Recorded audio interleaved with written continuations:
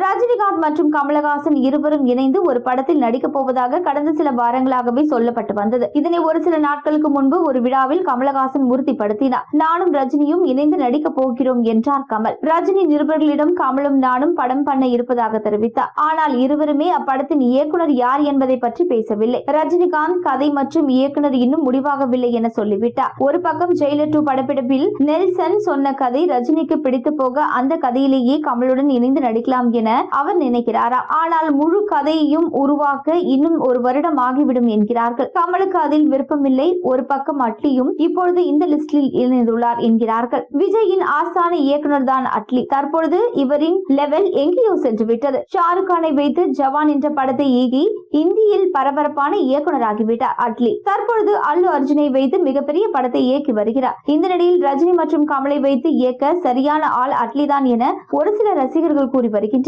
ரஜினி கமல் இணையும் தொடர்பான கதை மற்றும் பட்ஜெட் ஆகியவற்றை அவர் ராஜ்கமல் பிலிம்ஸ் நிறுவனத்திடம் கொடுத்திருப்பதாக சொல்லப்படுகிறது. ஏனெனில் அவருக்கும் ரஜினி கமல் இருவரையும் வைத்து படம் எடுக்கும் ஆசை இருக்கிறது. ரஜினி சாரை வைத்து கண்டிப்பாக படம் இயக்குவேன் என பல பேட்டிகளில் அவர் சொல்லி இருக்கிறார். அட்லி சூப்பர் ஸ்டார் படத்தை இயக்கினால் உலகளவில் பெரிய தாக்கத்தை ஏற்படுத்தும் என்பதில் சந்தேகமில்லை.